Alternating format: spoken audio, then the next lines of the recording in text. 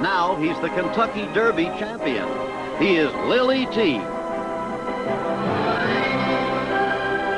14 days ago, the preordained superstar Arazi passed Lily T at this moment in the Derby, apparently on his way to the expected victory. But Lily T didn't know of Arazi's reputation, and jockey Pat Day did know that races are won on the track, not in the newspapers. He stalked Arazi, and then he won the race, bringing tears to the eyes of 82-year-old owner Cal Partee. Today, Arazi is just a Triple Crown memory, but Pat Day, vindicated after 9 Derby losses, now tries for the Preakness with the only horse with a chance to win the Triple Crown. Just 41 miles from the place of his birth, Lily T comes home.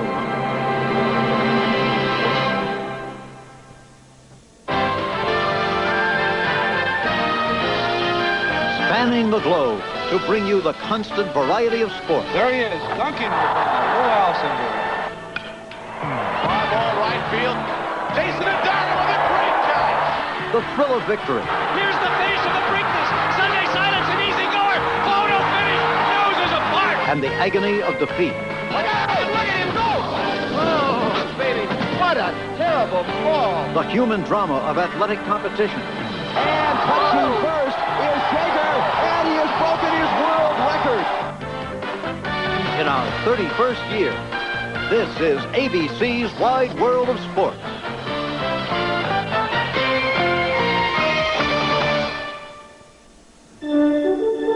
The weather vane at Pimlico was still. There was a fine mist in the air after overnight rains, but the feeling was there nonetheless that this is the day. This is Preakness Day, the biggest day in Maryland sports in any year. Preakness Day. The blanket's ready. The blanket of black-eyed Susans, the state flower that will grace the shoulders of today's winner. It's Preakness Day. This is the 117th running, and with today's field, it just might be the most exciting of all. From Pimlico Racecourse in Baltimore, it's the Preakness Stakes, the second jewel in the Chrysler Triple Crown Challenge.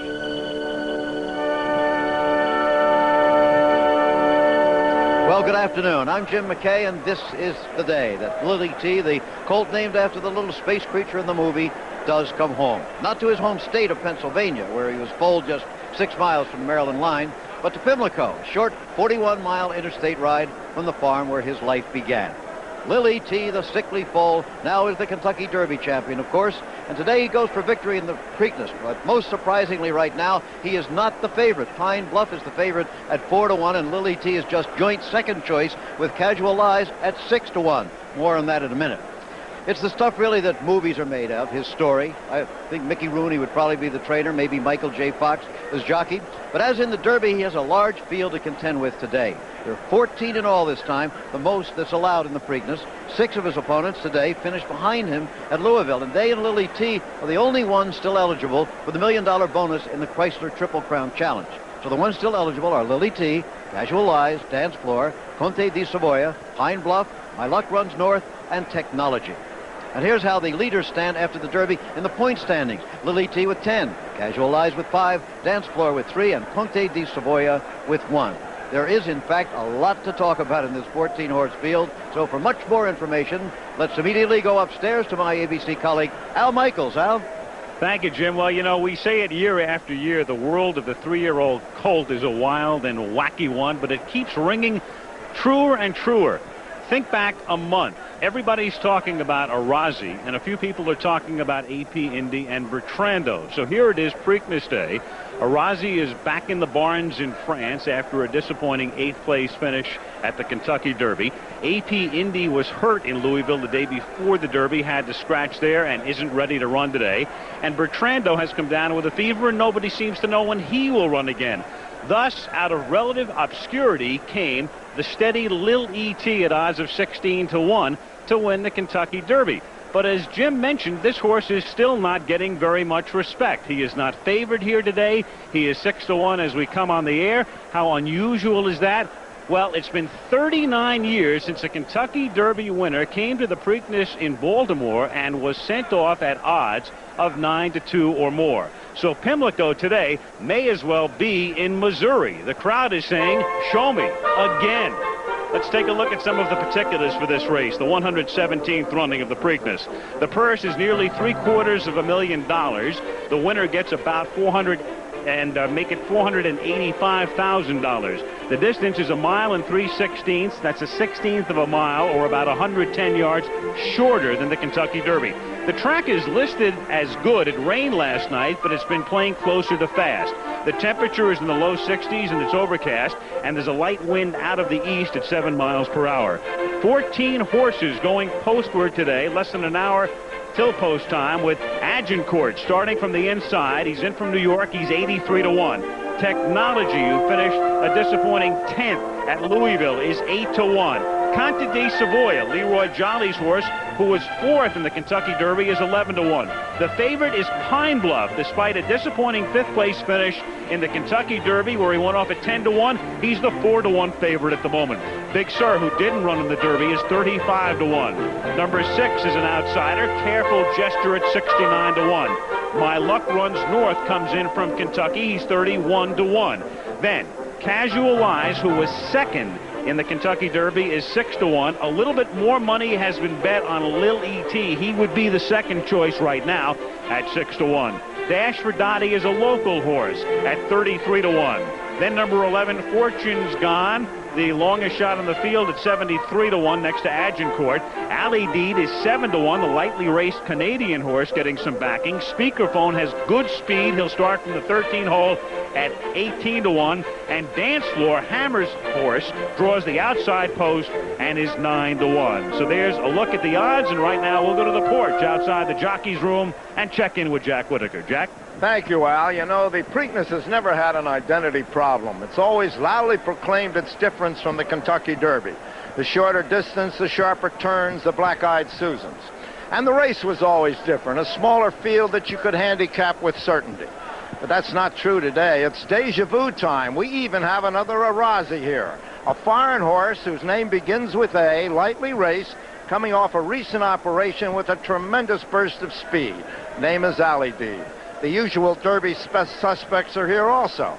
And I know we're in Baltimore, and I know this is Old Hilltop, and I know we had crab cakes for lunch, and we're going to sing Maryland, My Maryland, but this year's Preakness looks like this year's Derby. That won't be true, of course, at 5:45 tonight. Either LET will have gone on to take command of this year's 3-year-olds, or we'll have a new leader emerging, as Hansel did last year. As a matter of fact, 5 out of the last 6 Preakness winners have gone on to be voted the top 3-year-old of the year. In years like this, when there's not a dominant 3-year-old early on, it's the Preakness that identifies him and defines the year. And that's what separates the Preakness from the Kentucky Derby. Jim? But as in Kentucky, tradition is everywhere. This is the weather vane atop the cupola here in the infield, still painted in the colors of Joe Albritton, who's called Hansel won last year's Preakness. It's a Preakness tradition. And here at Pat Day's house in Kentucky this week, this was Pat's wife Sheila painting the jockey in front of their house in the silks of Cal Partee, owner of the Derby winner Lily T. That's a new Pat Day tradition.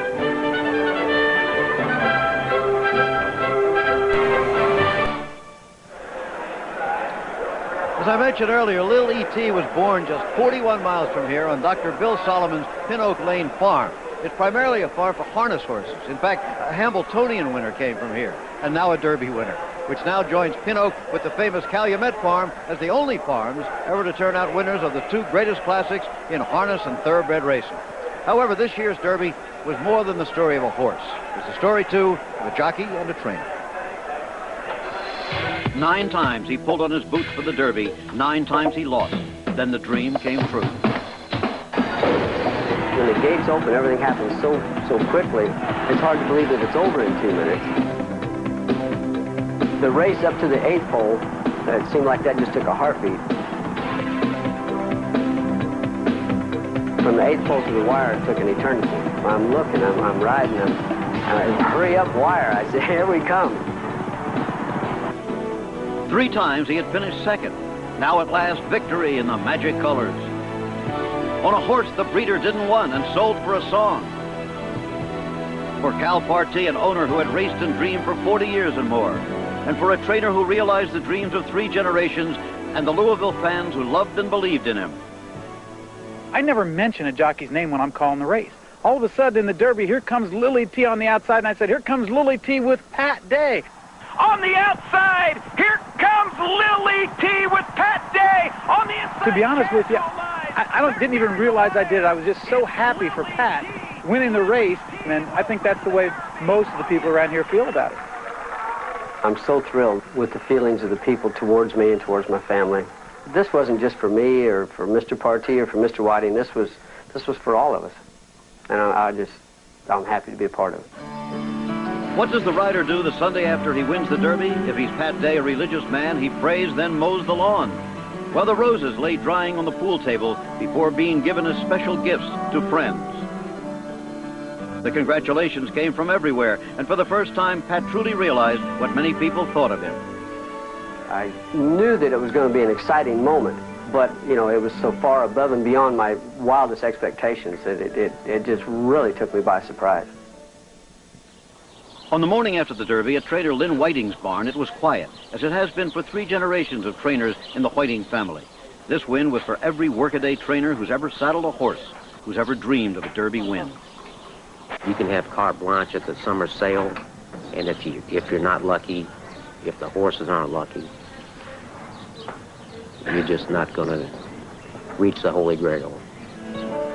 This one was for Lynn Whiting's father and his grandfather, too, both of whom had Derby dreams but never achieved the Holy Grail. And the name of Lily T now joins the list of Derby winners. That's enough, but there's still the bigger dream, too, the Triple Crown. It's not the first race that I've ever been in, and I know things happen, and you get outrun a lot of times, most of the time, I'll put it that way. But then I think we've got a real good chance. Ride this roller coaster as far as it'll take us. If the impossible dream would seem to be if this horse could go on and win the Triple Crown. That's the immediate goal. It's obtainable. Let's see if we can make it happen. Well, behind us, Pat Day has just won his second race of Preakness Day. The guy's on a roll, and there is Lil E.T. No longer the scrawny foal, as we said, big and strong now and a champion. And what of Lil E.T.'s breeder, Larry I. Littman, the man who sold him for $2,000? Is he frustrated or happy these days? Well, he's a New Jersey man who often boards his horses at Bonita Farm in Maryland, then has them drop the foals across the border, so they'll be Pennsylvania breds. He also uses his initials L.I.L. as the first part of many of his horses' names, hence Lil E.T. Here's Larry Littman now with Dave Johnson.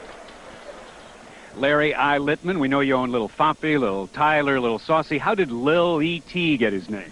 Well, when he was a young foal, he was out in the paddock with all the other young foals and would always stay to the back with all of them, crying and whining for his mommy. And his mommy would be up in front like, where's that brat?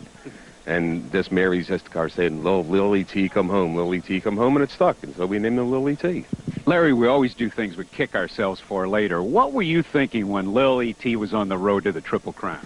Well, it was a very happy time for me. I've never had a horse like that. I've got one graded horse out in California, but other than that, a small breeder from New Jersey just doesn't have the chance to have horses like that. So it was a ball for me. Now, you're watching the Kentucky Derby. What's going through your mind as Lil E.T. makes that move? Well, I'm very happy to be there as far as a breeder was concerned, never thinking that I would ever be the breeder of a Kentucky Derby winner. And when he came around that bend and we came down the stretch and we realized he was going to win, we were jumping through the ceiling just like all the other fans. So you're going to keep all the horses you breed so you don't sell another Derby winner? Oh, no. I'm in the breeding business, and hopefully I'll sell all my horses. Some I'll sell for a little money, some I'll sell for a lot of money. And hopefully that I can make a success out of it, but they'll be sold. Best of luck, Larry. Back to you, Jim. There are lots of celebrities here today. Let's see who some of them think will win the big race. Well, I'm looking at the #1 horse, Agincourt. First of all, it's the first horse I came to in the program, which makes it easy, and it starts with an A, and vowels are very important to me. I think because my wife's here, I'm going to pick Casual Eyes for this year's winner in the Preakness. Yeah. You tell your friends to bet the speakerphone, and the speaker O'Neill said so. The rap star Hammer and his family own that horse, Dance Floor, whose connections were very upset when he drew the 14 post, the outside hole, for the Preakness. Here's what his trainer, Wayne Lucas, thinks about strategy now.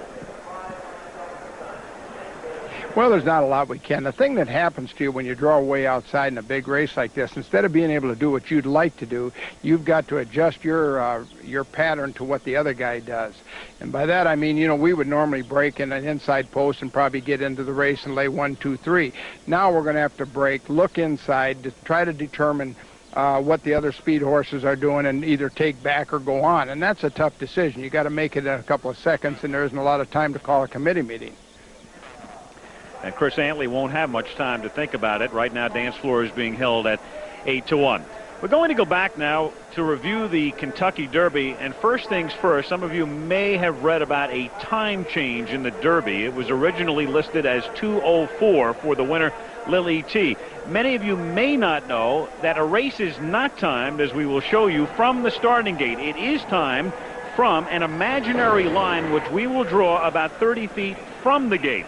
Now, for a reason that is still unclear, apparently the clock did start as they exited the gate, and thus an extra second was added on. As they reached the first timing juncture a quarter mile into the race, the original clocking was 24 2/5, the corrected time 23 2/5. The rest of the fractions hold up, and thus instead of a ploddingly slow Derby in 2:04, it's simply a slow Derby, Lily T winning it in 2:03. Now a look back at the key junctures of the Kentucky Derby.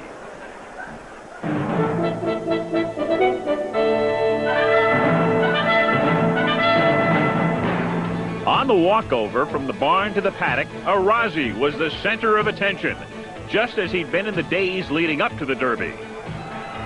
As the starting gate opened, Lil E.T. broke smartly, but was quickly taken under a snug hold by Pat Day. Snappy Landing, Devil Is Due, Pine Bluff, and from the extreme outside, Dance Floor charged up to contest the early pace.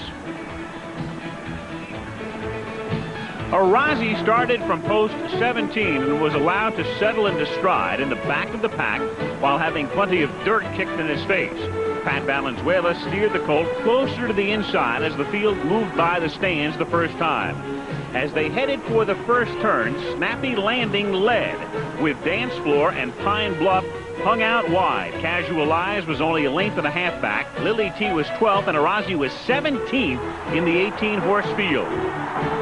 On the backstretch, Casual Eyes had settled nicely as Dance Floor moved to the lead and Pine Bluff began advancing. At this point, Arazi still had only one horse behind him when he began a move that would eventually take him past 15 horses. Some observers would later contend that Valenzuela moved his horse too soon. However, it's clear at this point that Arazi was passing horses with relative ease, including number 7, Lil E.T. in the orange silks. Sensing the urgency at hand, Pat Day began to ask Lily T in earnest, and instantly he was on the move. As the field began to exit the turn and approach the quarter pole, Dance Floor still led as Arazi and Casual Eyes closed in. On the rail, Pine Bluff was finished, and Lily T loomed boldly as he was taken well outside. At the top of the stretch, Arazi was cracked with a right-handed whip twice, and it was quickly clear that he was through.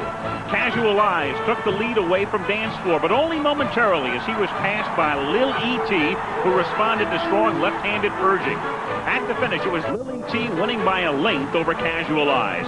Dance Floor was 3 lanes further back in third, followed by Conte de Savoia and Pine Bluff.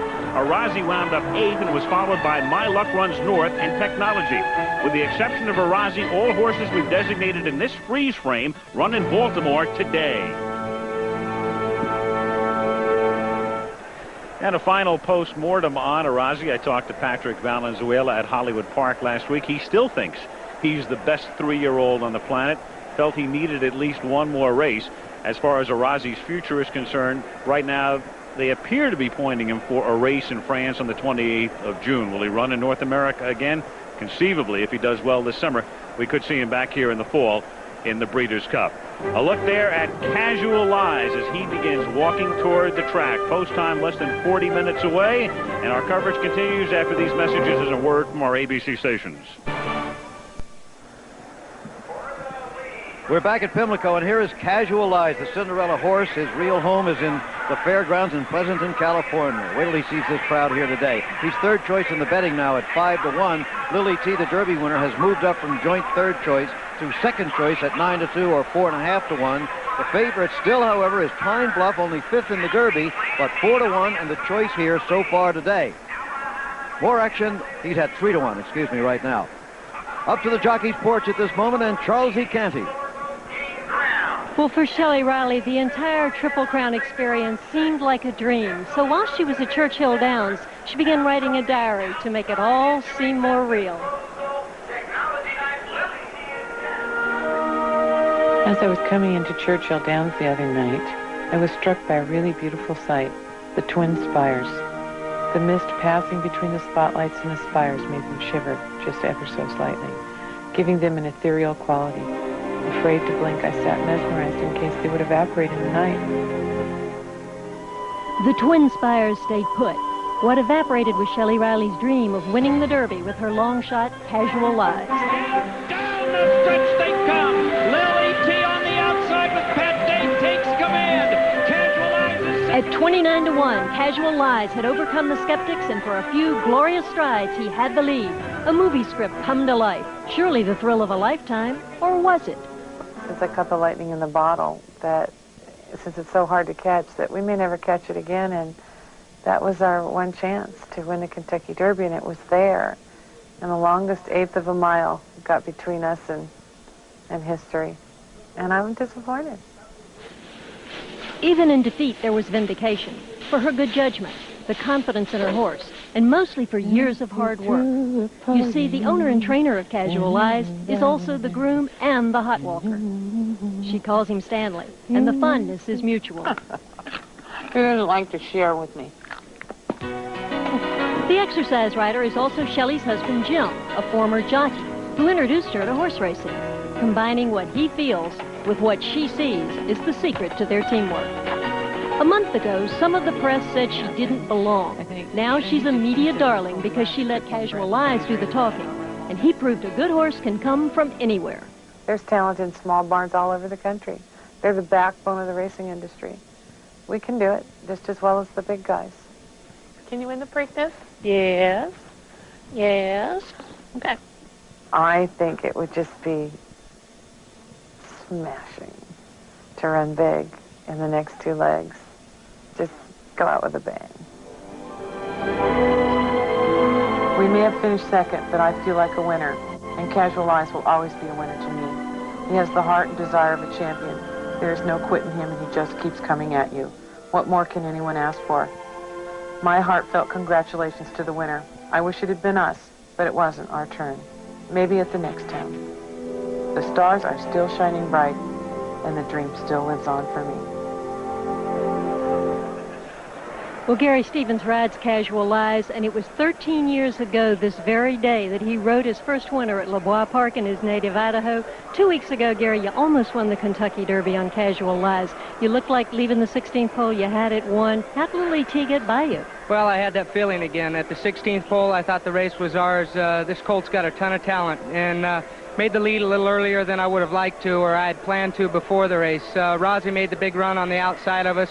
We ran by dance floor, and Arazi hit a brick wall turning into the stretch and left us out there in no man's land, and my colt got to playing around a little bit. And if I had my rathers, I would have rather waited a little longer, but it didn't come up that way. And Lily T, when he ran by us, he ran by with such great momentum that I just couldn't get my colt back into the race soon enough. So hopefully today we'll have a little more to run at inside of the 8th pole.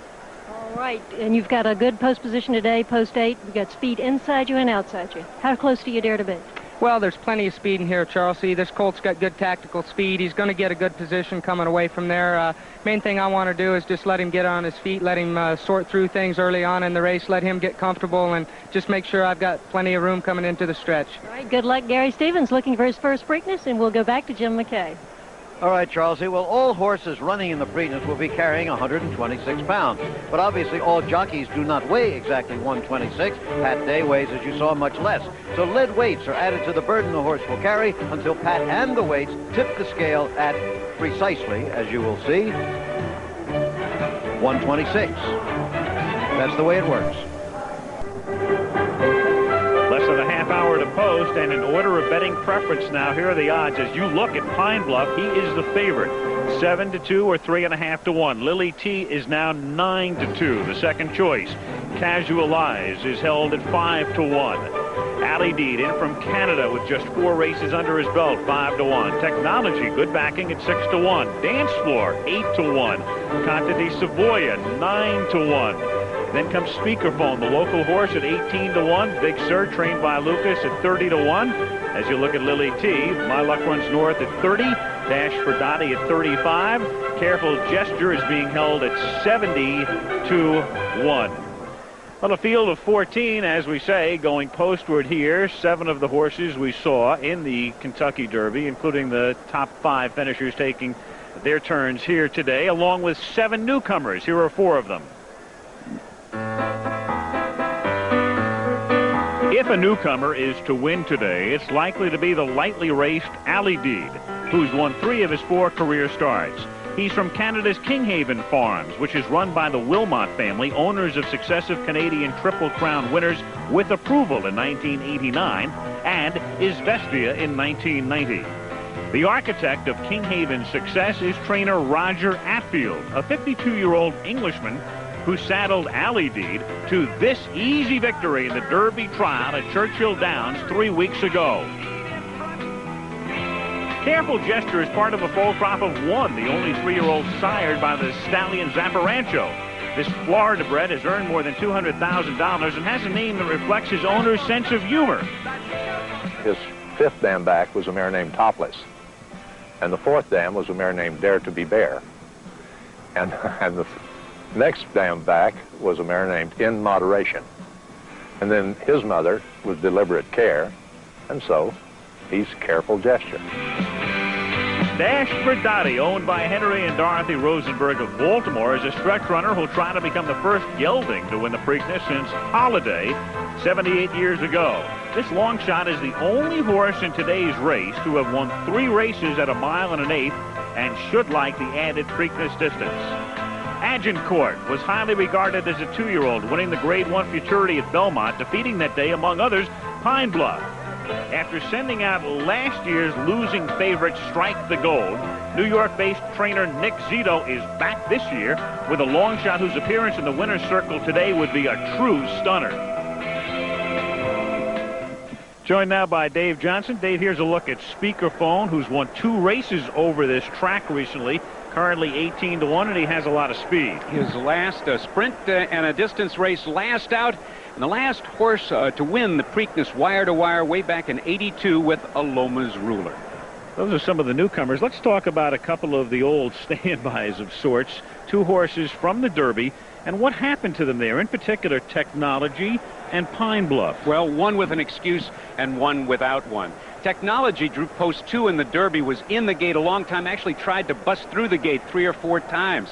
Then when he finally got into the start, into the race, he didn't fire. But he's had his troubles this week. Physical problems. He cut his right front foot during a gallop on Thursday and spent most of the last 48 hours just trying to get back in shape. And here's Pine Bluff, who didn't have an excuse in the Kentucky Derby, but he could be the 1992 edition of Hansel. Hansel disappointed in the Derby and then came on and ran a bang-up race, in fact maybe the best 3-year-old race of last year, winning the Preakness. Pine Bluff the favorite, and he has dropped from 7 to 2 to 3 to 1 with post time 24 minutes away. Now it's time for our regular feature on what's new in the world of sports science and technology. Sports and Science Converge, brought to you by AT&T, sponsor of the '92 U.S. Olympic team. The fragility of racehorses has always made their physical problems difficult to deal with. But in recent years, equine medicine has made great strides. 2-year-old champion Arazi's arthroscopic procedure can attest to that. Currently, Cornell University's veterinary clinic is one of a handful of equine hospitals that use lasers in surgical procedures.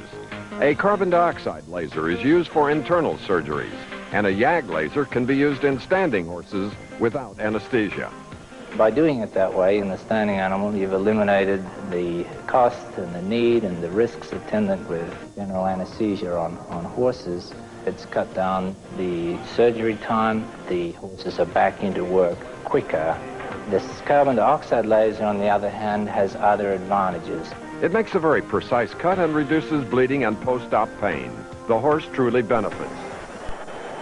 All right, Dave, let's examine some of the other horses in the race now. Here's My Luck Runs North. They put him in here despite a 9th place finish in the Derby. What are his chances? Well, traffic problems in the Kentucky Derby, but a come-from-behind victory in the Lexington Stakes before that in the mud.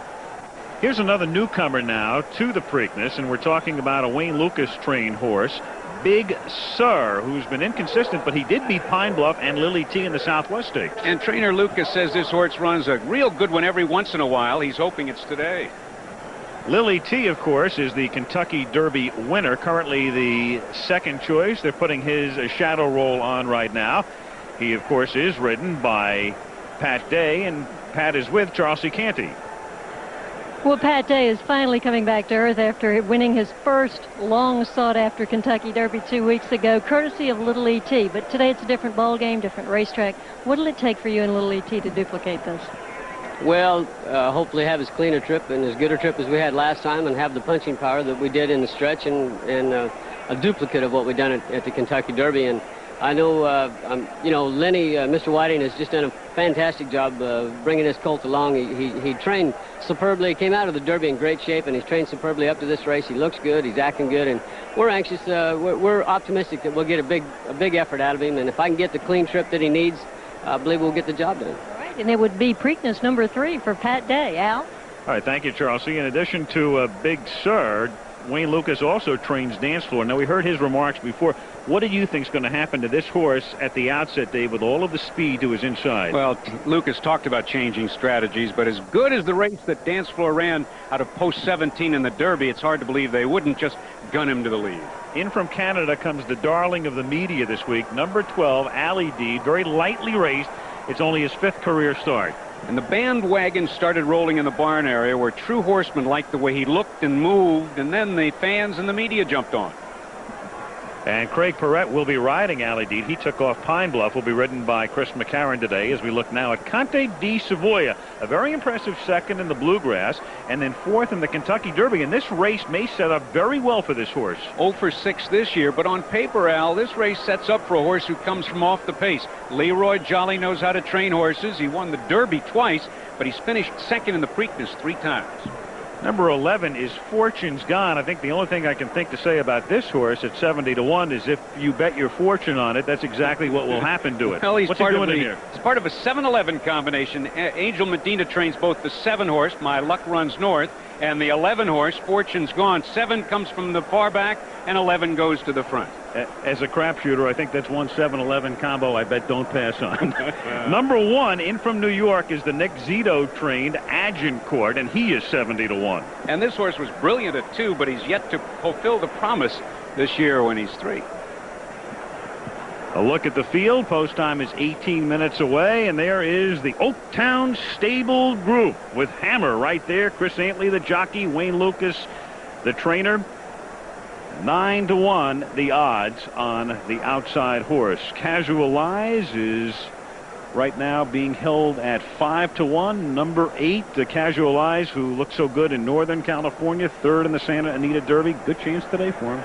Yes, but he's still not getting the respect that he deserves. All right, my man, we haven't had a winner since, what, Seabiscuit? What do you like? Who'd you pick in the Derby? Pine Bluff. All right, I'll take him in the Preakness. Who do you like? I think I'm coming off Pine Bluff. Let's see, Lily T is 9-2. That's pretty good. That's at least $11 for the win. Good luck to us again. Hey, on the subject of horse racing, it's only appropriate to acknowledge a great man who recently retired as a jockey, and whether you call him Angel or Angel, he was one of a kind. Cordero. I really want to miss riding, but I'm going to stick with racing. Riding has been my life. 2-time Preakness winner, including 1980 when he rode Codex to victory. Now a trainer. Good luck to Angel Cordero. Back at Pimlico, and you see there just a corner on the top of your screen of the big crowd gathered in the infield. Total attendance here today estimated at somewhere between 80 and 90,000. Could even be a record, despite the fact that there was rain early this morning and threatening skies even now. And it's kind of cool. Chris McCarron is returning home to Maryland. This is where he started his career, and there's been an interesting jockey switch for this race.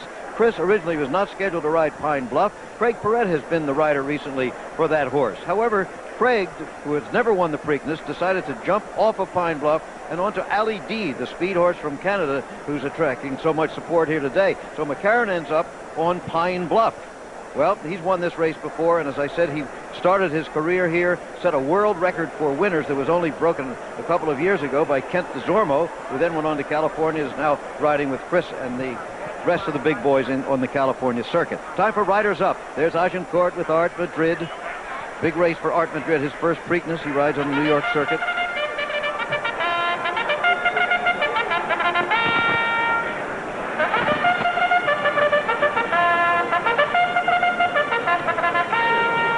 Number 4, Pine Bluff. There he goes.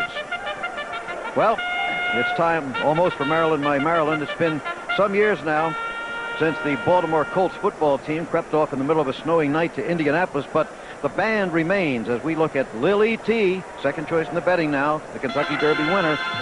But the band plays on, the Baltimore Colts marching band, and Maryland, my Maryland, they're doing it for the 20th consecutive year.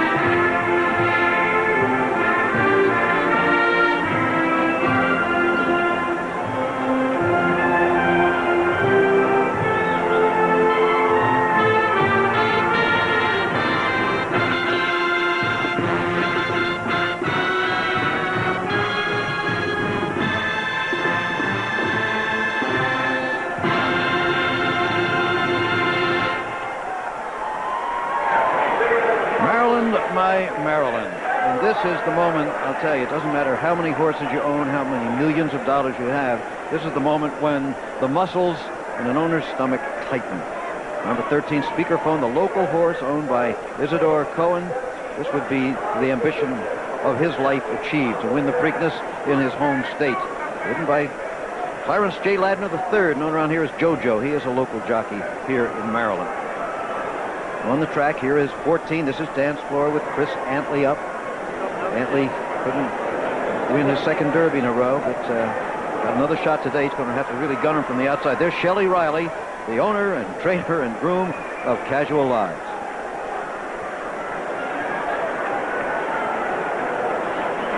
Crowd in the infield behind, crowd in the grandstand on the left of your screen.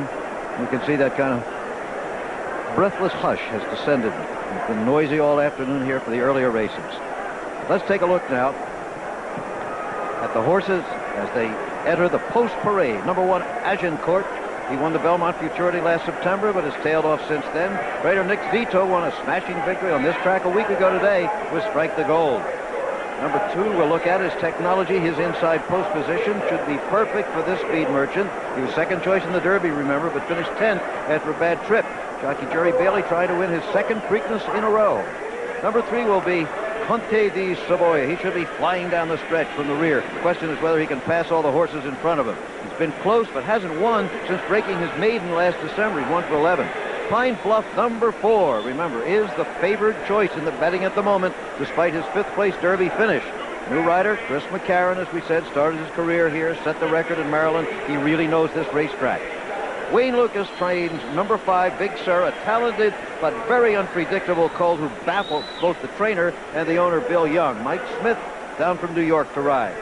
Careful Gesture, number 6, is the dream come true for Ray Dixon and his wife. He was the only foal, remember, produced by his little-known sire in the year of Careful Gesture's birth, but he won the Tampa Bay Derby. He's a come-from-behind runner. Like Careful Gesture, My Luck Runs North, number 7, is a long shot from the Florida circuit. Surprise winner of the Lexington Stakes at Keeneland, but 9th in the Derby. Edgar Prado, a local rider, gets his first Preakness mount. And now, Casual Lies, number 8, Cinderella Story of the Year. Purchased for $7,500, third in the Santa Anita Derby, a most impressive second in the Kentucky Derby. With Gary Stevens up, he has a real chance to win here. Behold now Lil E.T., the current king, number 9, the foal who struggled for life 41 miles from here, returning as the handsome Kentucky Derby winner. Can he go on to a Triple Crown with Pat Day aboard at 4-1? It could happen today and at Belmont. Local oil man Henry Rosenberg entered Dash for Dottie, number 10, really as a tribute to his wife, for whom the horse is named, and his mother, who died at age 92 just last month. It's a sentimental journey. Looking for a read-along shot, we'll try number 11. Fortune's Gone. He finally arrived here the night before last after they couldn't find him for a couple of days, owned by a doctor from the island of Curacao. He's never won a stakes. The Canadian challenger, Ali D, number 12, fast as lightning. Still a bit wet behind the ears, mainly. Only raced 4 times, never been around 2 turns, but he has Craig Perrette. Speakerphone, number 13, is a serious local challenge, really. He has won stakes races here, going both long and short, full of speed, may lead the race if he can get there from his terrible post position. And rounding out the field, Dance Floor, Hammer's horse. Trader Wayne Lucas hates the post position, but still thinks, well, his colt has a chance. And there he is. There's Bill Rudolph, the outrider. And here is Charles, who has made her way down from the jockey's porch. Well, it's a different city, it's a different kind of day, it's a different racetrack, and really the Preakness and the Derby are different races. Well, the big difference today, Jim, is speed. In the Derby, we just simply had no pace at all. Today, we've got 8 horses, 8 who want to be on or close to the pace, and they're kind of scattered throughout the starting gate, but the most important thing is the 4 horses on the outside, 11, 12, 13, and 14, they have big speed. But the 2 who'll have the most impact are the newcomers Ali Deed and Speakerphone.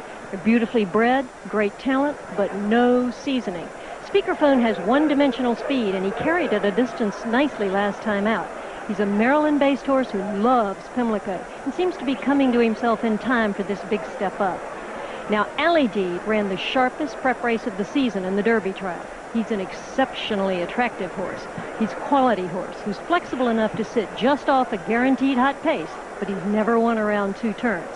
But an equal factor today is the solid reliability of those Derby veterans. Expect the usual workmanlike performances from Lily T, Casual Lies, Dance Floor, and a better race from Pine Bluff. Like the Derby, Jim, once again, we've got a choice between potential brilliance and proven consistency. Well, as Al sort of indicated, I don't think any of us have picked a winner since the Truman administration. Why don't we try again? Well, I'm going to opt for the potential brilliance. I'll give you a very speedy exacta of Ali Deed and Speakerphone. Ooh, that's tough and very interesting. I'm afraid I'll have to go with Al. I like Lily T. I think he's a champion. Consistency. Okay, well, the blanket will be waiting soon. The blanket of Black-Eyed Susans. And some people don't like us to say this. They say you're breaking the illusion. But facts are facts. These are not Black-Eyed Susans. They bloom in July and August, and they are the state flower. So now, however, they have to take yellow daisies, and as you saw, to paint the middles of them black. Anybody will settle for that blanket, though. 4 minutes to post time. The Preakness at Pimlico coming up. Here are the odds now. Agincourt from the inside at 70-1. Technology holding at 6-1. Conte de Savoia at 10-1. Pine Bluff, 5th in the Derby, is the favorite. He is 7-2 with about $20,000 more bet on him than on Lil E.T. Careful Gesture at 60-1. My Luck Runs North at 30-1. Casual Lies right now is the 3rd choice at 5-1. Lil E.T. has dropped from 9-2 now to 4-1. Dash for Dottie is 40-1. Number 11 is a long shot, as Fortune's Gone is 70-1 at the moment. Ali D, the Canadian import, is 5-1. Speakerphone, the local horse, 17-1. Dance Floor, who is 33-1 in Louisville, is 9-1 here today. Now, as far as comparisons from the Derby to today, Lil E.T. dropping from 16-1 at the Derby to 4-1. Casual Lies, by virtue of his second place finish, from 29 to 5-1. Dance Floor, as we mentioned, from 33 to 9. Conte de Savoia, 21-1, finished 4th. and thus he has about twice as much backing today, relatively speaking.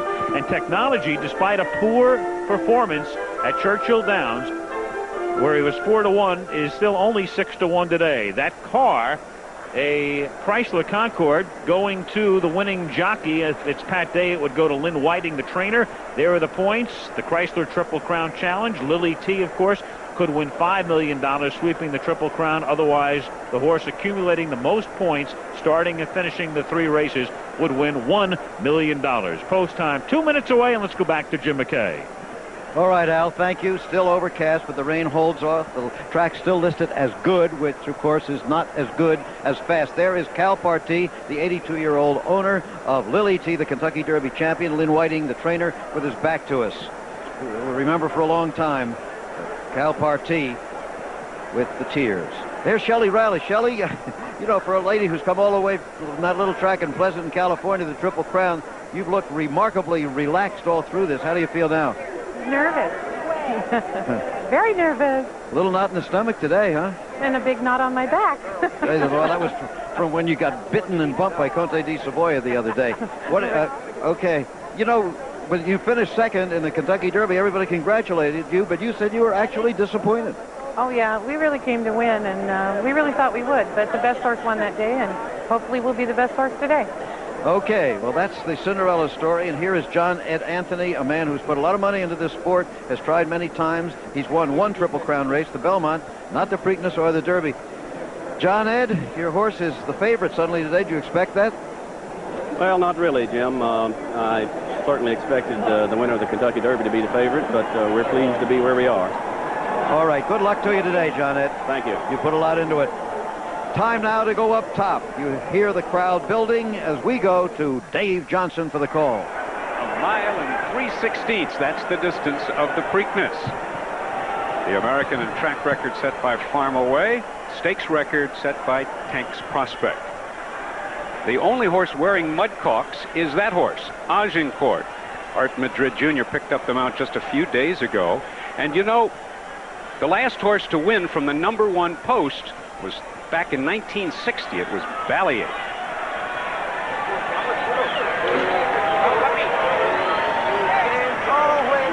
The favorites have done very well in the Preakness. 60 out of 116, 51%.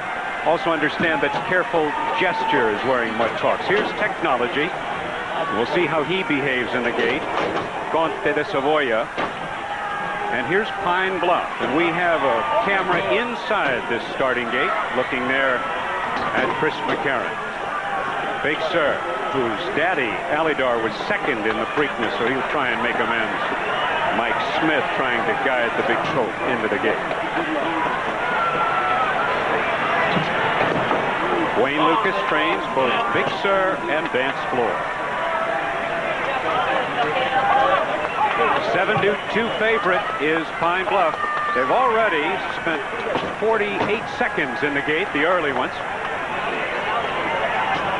This is a lot of time for the horses who are moving into the gate early, and number 5, Big Sir, is acting up. A bad gate horse. Looks like it's going to take 3 or 4 assistant starters to move him into line. And Mike Smith does a little urging on his own. Over a minute already. Here's Careful Gesture with Bobby Lester. My luck runs north with the leading rider here at the local track, Edgar Prado. Here's Casual Eyes. He just shows up and runs hard. The Derby winner, Lily T. Smile on Pat Day's face. The only gelding in the field is Dash for Dottie. Here's Fortune's Gone with the green blinkers. Let's take a look at Alley Deed with Craig Perret. Well behaved, lightly raced, well regarded.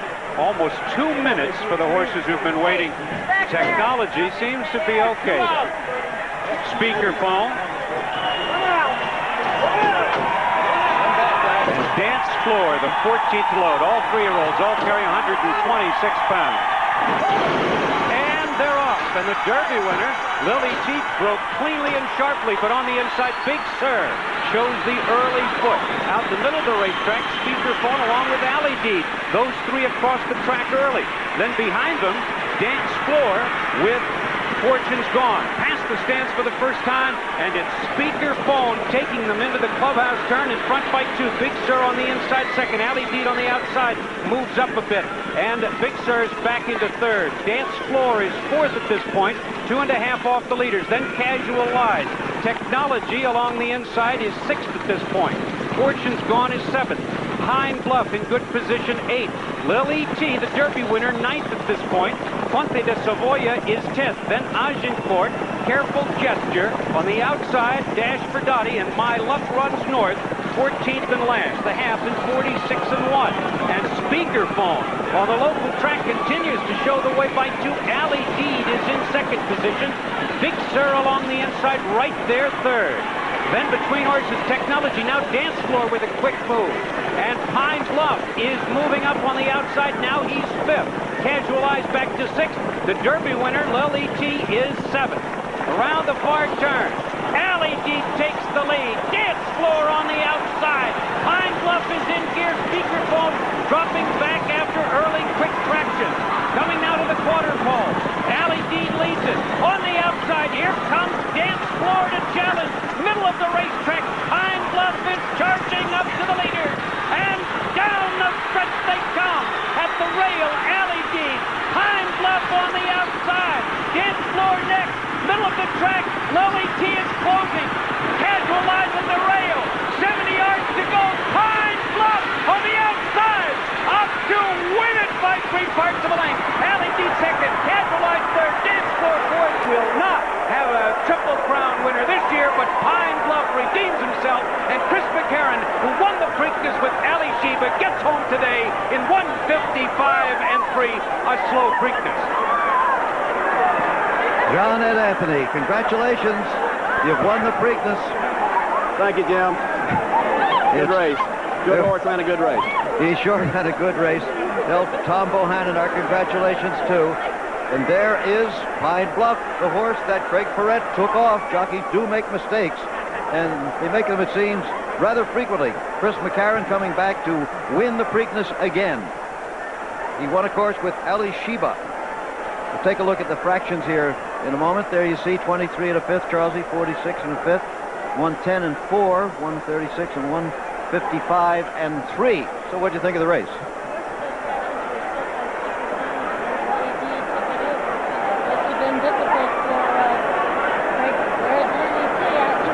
I wonder about the home court advantage. There's Lily T. Couldn't make it this time. There will be no Triple Crown winner this year. Well, the bettors were the people who were smart today. They made Pine Bluff the favorite. And there is Cal Partee. 2 weeks ago, we saw him in tears of disbelief that his horse had won the Derby. Now it's just disappointment, because he has said himself and said on our show earlier today, he's been in a lot of races and he's lost a lot more than he has won. That's the case with everybody. Another look now. And here is Shelley Riley, Casual Eyes. Disappointed again, eh? Yes, I am. What'd you think of the race? Well, I had really a lot of trouble seeing it, so I don't really know what happened, but he was really coming on there at the end, so I think a mile and a half really ought to set us up pretty good. We still have a shot for that Triple Crown bonus of $1 million. That wouldn't be bad to take back to Pleasanton. No, I think that might cheer me up a lot. Okay. All right, now we're going to have another look at the finish of the race as we see Pine Bluff there. Unofficially, Ali Deed second and Casual Lies third. He's really consistent. Basically what it boiled down to, it was the proven consistency that wore down the potential brilliance in the stretch. Ali Deed from that outside post really showed that he was worth all that advanced publicity. This is a horse that is really serious quality. He gave it his all. It was his first time really to have an effective race around 2 turns where he really got something out of it, and he's just getting a little bit late here. And Pine Bluff just has his head down and keeps running his race right here and is able to get to Ali Deed in the final strides. And look at look at Craig Perrette look over and see Chris McCarron go by on his horse. That's got to be tough too. Oh boy. Okay, Pine Bluff, the unofficial winner. However, they have what they call the quick official here. In other words, any objection would be made to the outrider, and there's no sign of a steward's inquiry, so we would expect it to be official, but it is not official yet. Hold all tickets. We'll be right back.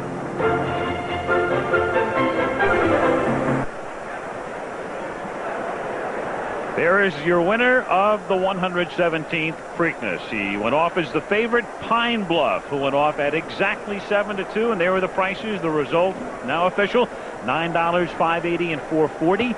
Ali Deed wound up second, and you saw the numbers on him: $7.60 and $3.80, and Casual Eyes paid $4.20. The 4 and 12 $2 exacta paid $66.80. There is Pat Day, and Pat Day had Lily T in position for another stretch run, and Pat joins us now from the area outside the jockey's room. Pat, you have a monitor there. We're going to pick this up a little bit past the 3/8 pole on the far turn. Did you think you had a good chance to win it here the way the horse was moving? Well, he was fighting the racetrack just a little bit, Mr. Michaels. Coming away from the gate, he got some horse broke into his rear end pretty good, matched him around, and then he just turned me loose going under the wire the first time. We got into contention going a half-mile pole, and I felt pretty good at that point. I was right in behind Casual Eyes, and he was moving nice, but he didn't have the punch that he did today. They kept running in front of him. We just wasn't able to run him down. Could that have been, Pat, because of the fact this was his third race in 4 weeks, a pretty heavy schedule? Well, I certainly don't want to, I don't know, to be honest with you. As I said, he was fighting the racetrack just a little bit. He punched when I asked him. They just kept running in front of him. I think if there was anything that really took away from us today, it was, he got jostled leaving the gate. He just spit the bit completely going under the wire the first time, and we was back a good ways further than we really wanted to be. Take a look at your monitor. Here's the start, Pat. See, we're pretty clean right here, but now you see there, his rear end about went, it's pretty severe what happened right there. And now right here we felt pretty good, but then as we got to the wire, he just turned me loose and dropped back further than what we really wanted. As we turn up the backside, I've run up into contention, but probably used some of his fire and power at that point, and then when I eased him out to 3/8 pole and asked him, he just didn't have the big finish that he'd had before. Okay, thank you, Pat. We'll probably see you at the Belmont, I would take it, in 3 weeks. Look forward to it. Okay. Thank you. Pat Day aboard Lily T, of course, as is traditional here at the Pimlico Racecourse. The new colors being painted on the horse that adorns the cupola in the infield, the colors of Pine Bluff, the favorite, and that's the first time a favorite has won a Triple Crown race since Risen Star won the Belmont in 1988. Favorites had been 0-4-10. And Dave, let's go back and have a look now at the start. And here is going to be the eventual winner with the yellow cap. It's going to be Pine Bluff. Let's watch his start. And they were winning out in the middle of the racetrack all day today. Chris McCarron, who picks up the mount, gathers the horse back after Big Sur showed early speed. And look at Agincourt and Technology on the inside.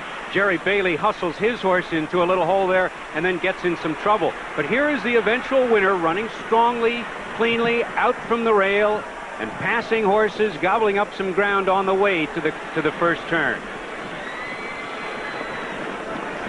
Chris McCarron edges the horse out, and it's very interesting. This is going to be reminiscent of the finish of the 1987 Preakness, with McCarron and Perrette finishing 1-2. McCarron rode Ali Sheba, Perrette bet twice. The long shot Fortune's gone there in the green blinkers, and Pine Bluff is going to get in gear here. He's 3 out from the rail, and now he's passing Casual Eyes. At this point, Technology kicks in gear. And did you see that? McCarron looked under his right shoulder to see if anybody was gaining on him. Here comes the Derby winner with Pat Day in the orange cap. At this point, the hard knock in Casual Eyes is still in contention. Big Sur is dropping out of it, and now Pine Bluff starts a relentless charge on the outside that ends in a blanket of Black-Eyed Susie.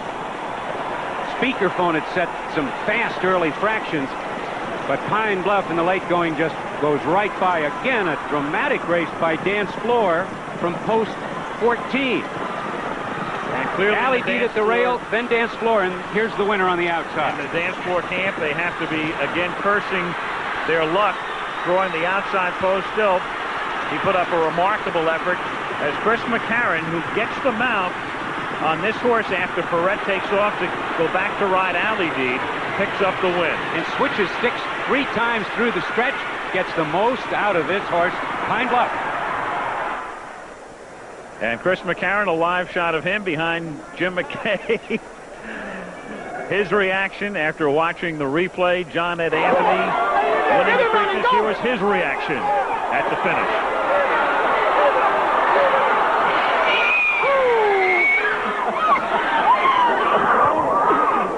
Well, clearly, the bettors felt that this was a great horse outside of Churchill. He's not run well there. He's run very well everywhere else. Let's go to Charles C.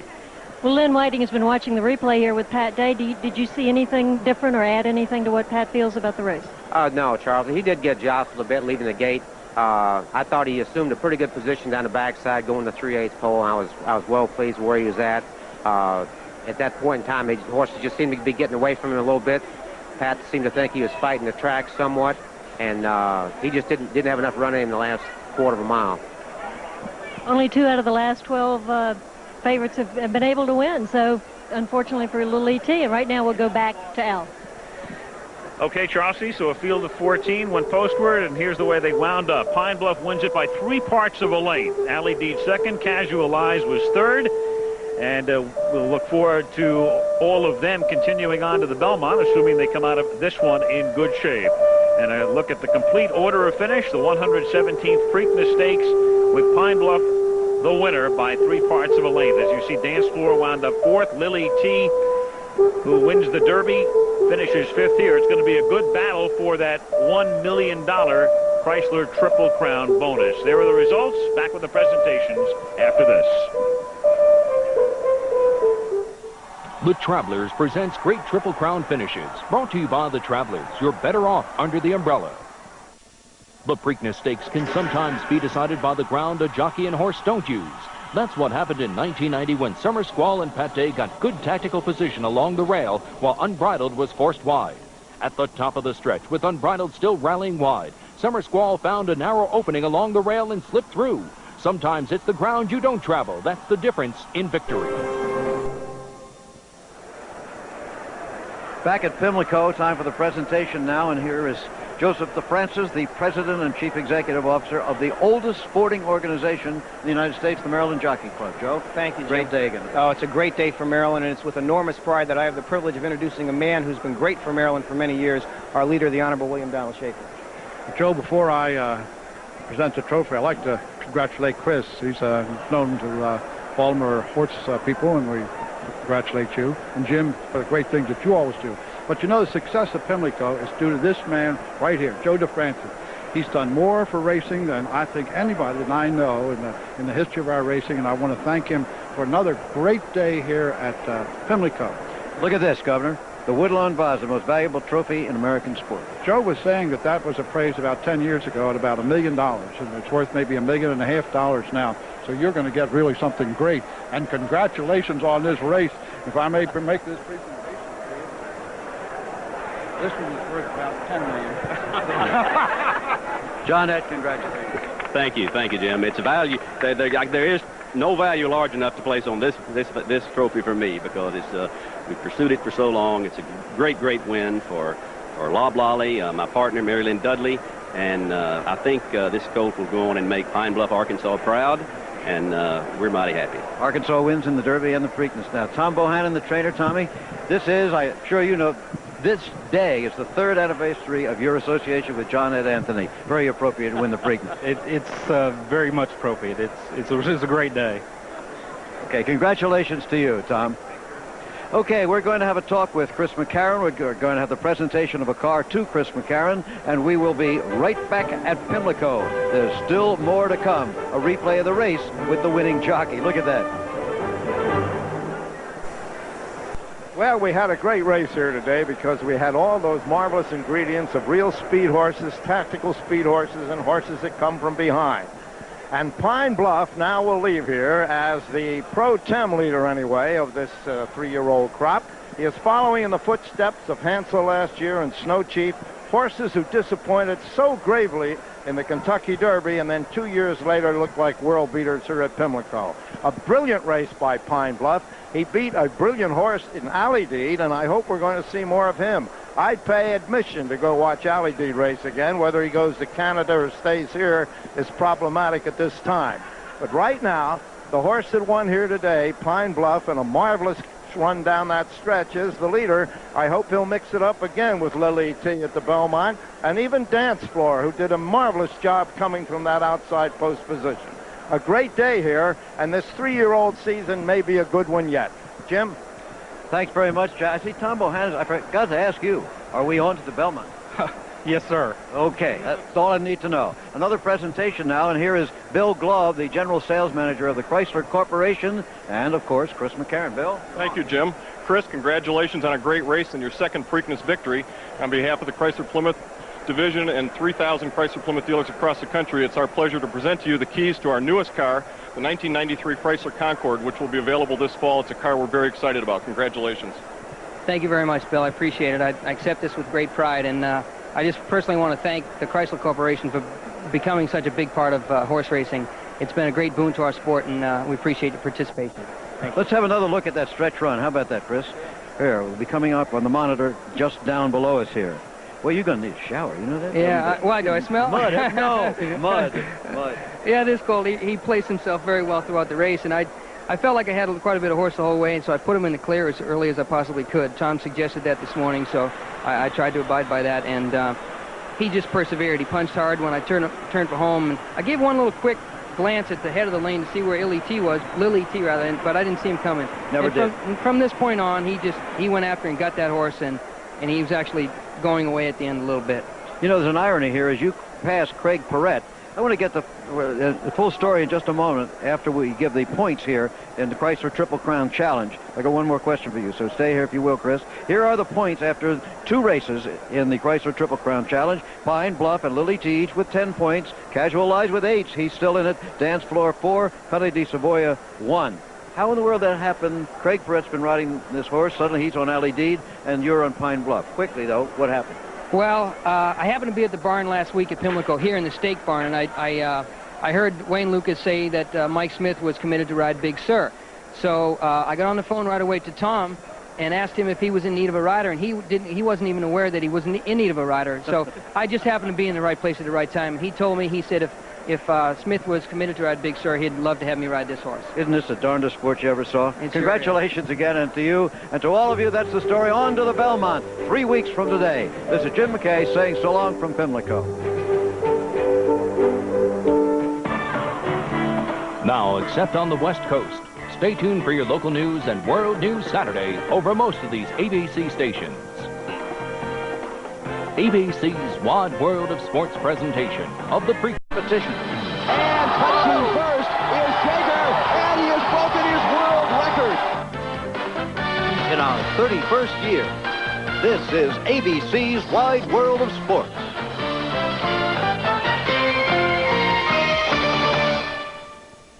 The weather vane at Pimlico was still.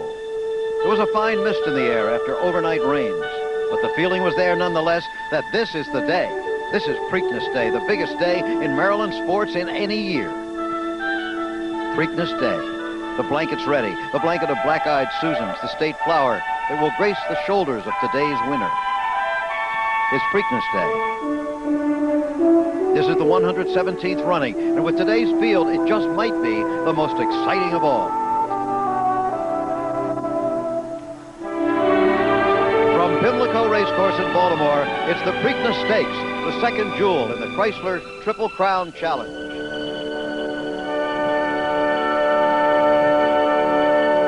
Well, good afternoon. I'm Jim McKay, and this is the day that Lily T, the colt named after the little space creature in the movie, does come home. Not to his home state of Pennsylvania, where he was foaled just 6 miles from the Maryland line, but to Pimlico, a short 41-mile interstate ride from the farm where his life began. Lily T, the sickly foal, now is the Kentucky Derby champion, of course, and today he goes for victory in the Preakness. But most surprisingly right now, he is not the favorite. Pine Bluff is the favorite at 4-1, and Lily T is just joint second choice with Casual Lies at 6-1. More on that in a minute. It's the stuff really that movies are made of, his story. I think Mickey Rooney would probably be the trainer, maybe Michael J. Fox as jockey. But as in the Derby, he has a large field to contend with today. There are 14 in all this time, the most that's allowed in the Preakness. 6 of his opponents today finished behind him at Louisville, and they and Lily T are the only ones still eligible for the $1 million bonus in the Chrysler Triple Crown Challenge. So the ones still eligible are Lily T, Casual Lies, Dance Floor, Conte di Savoia, Pine Bluff, My Luck Runs North, and Technology. And here's how the leaders stand after the Derby in the point standings. Lily T with 10, Casual Lies with 5, Dance Floor with 3, and Conte di Savoia with 1. There is, in fact, a lot to talk about in this 14-horse field. So for much more information, let's immediately go upstairs to my ABC colleague, Al Michaels. Al? Thank you, Jim. Well, you know, we say it year after year, the world of the 3-year-old colt is a wild and wacky one, but it keeps ringing truer and truer. Think back a month. Everybody's talking about Arazi, and a few people 60s, and it's overcast, and there's a light wind out of the east at 7 miles per hour. 14 horses going postward today, less than an hour till post time, with Agincourt starting from the inside. He's in from New York. He's 83 to 1. Technology, who finished a disappointing 10th at Louisville, is 8 to 1. Conte di Savoia, Leroy Jolly's horse, who was 4th in the Kentucky Derby, is 11 to 1. The favorite is Pine Bluff, despite a disappointing 5th place finish in the Kentucky Derby, where he went off at 10 to 1. He's the 4 to 1 favorite at the moment. Big Sur, who didn't run in the Derby, is 35 to 1. Number 6 is an outsider, Careful Gesture at 69 to 1. My Luck Runs North comes in from Kentucky. He's 31 to 1. Then Casual Lies, who was 2nd in the Kentucky Derby, is 6 to 1. A little bit more money has been bet on Lil E.T. He would be the second choice right now at 6 to 1. Dash for Dottie is a local horse at 33 to 1.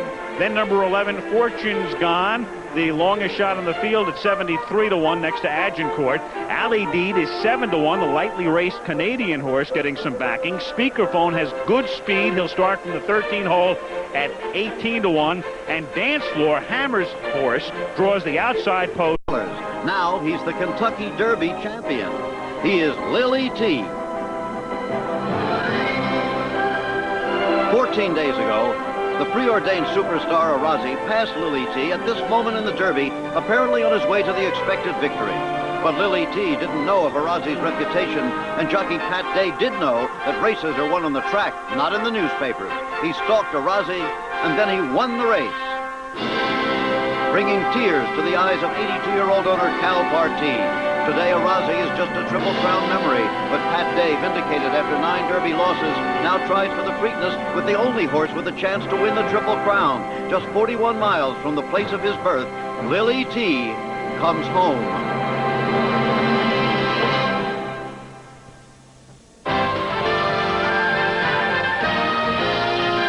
Spanning the globe to bring you the constant variety of sport. There he is, dunking with Will Allison. Fly ball right field. Jason and Darrell with a great catch. The thrill of victory. Here's the finish of the Preakness. Sunday Silence, an easy goer. Photo finish. Noses apart. And the agony of defeat. Look at him go.